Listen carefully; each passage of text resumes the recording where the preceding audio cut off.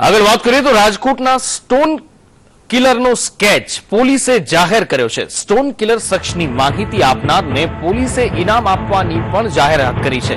પોલીસે સ્ટોન કિલરની માહિતી આપનારને 2 લાખ રૂપિયાનું ઇનામ આપવાની જાહેરાત કરી છે।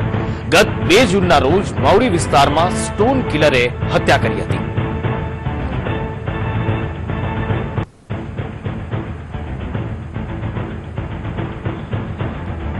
રાજકોટમાં છેલ્લા ઘણા દિવસથી સ્ટોન કિલરની દહેશત ફેલાયેલી છે।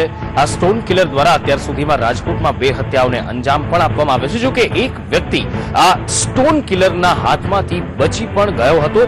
જો કે એક વિડીયો ફૂટેજમાં આ શંકાસ્પદ વ્યક્તિ ઝડપાયો હતો। પોલીસે એક હિન્દી ભાષી વ્યક્તિને પણ ઝડપી લીધો છે અને આ બાબતે હાલ પોલીસ તપાસ કરી રહી છે। એક સ્કેચ પણ રજૂ કરવામાં આવ્યો છે। વધુ માહિતી આપી રહ્યા છે અમારી સાથે લાઈવ જોડાયા છે સંવાદદાતા મનોજ અગ્રાવત। મનોજ, શું વધુ વિગતો મળી રહી છે? રાજકોટમાં છેલ્લા 3 મહિનાથી જે સ્ટોન કિલરનો જે હાહાકાર બચ્યો છે, 3 જેટલી હત્યા થઈ છે।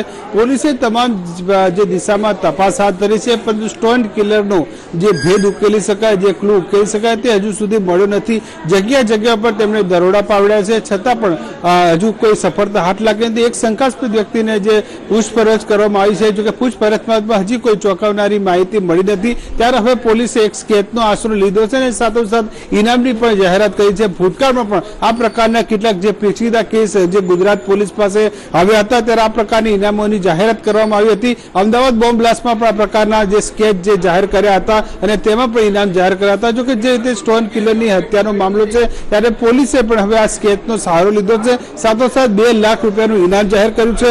જે માહિતી આપશે, ગુપ્ત માહિતી આપેલું જે નામ છે તે પણ ગુપ્ત રખાશે। પરંતુ એ પણ જણાવી દઉં કે ભૂતકાળમાં એટલે કે 3-4 વર્ષ પહેલા રાજકોટમાં આ જ પ્રકારે સ્ટોન કિલરની જે હત્યાઓના મામલા બહાર આવ્યા હતા। જો કે એ તમામ પ્રકારની જે સ્ટોન કિલરની શંકા હતી, મોટાભાગની હત્યામાં જે સ્ટોન જે મળી આવતો હતો। જો કે જ્યારે પર્દાફાશ થયો, આ કેસનું જે ડિટેક્શન થયું, ત્યારે મોટાભાગના બનાવો અલગ અલગ હતા। જો કે પથ્થરનો ઉપયોગ થયો હતો તે એક સામ્યતા હતી। જો કે આ કેસમાં પણ પોલીસ જે રીતે સ્ટોન કિલરની જે મદદ જે વાત બારે છે, જે સીસીટીવીમાં પણ જે ફૂટેજ મળી આવે છે જે શંકાસ્પદ શખ્સના અને જે લોકોએ નજરે જોયા છે, જે હત્યારાના હાથમાંથી જે બચી ગયો છે, તેમના તેમને વર્ણન બતાવ્યું છે, તેના આધારે સ્કેચ તૈયાર કરવામાં આવે છે અને જે 25 થી 30 વર્ષના આસરાના આ યુવાનોના જે સ્કેચ હોવાનું માનવામાં આવ્યું છે અને ઠેર ઠેર જગ્યાએ આ પ્રકારના સ્કેચ જાહેર કરવામાં આવે છે અને રાજકોટ પોલીસે લોકોને અપીલ પણ કરી છે। જી મનોજ, આ સમગ્ર માહિતી બદલ આભાર।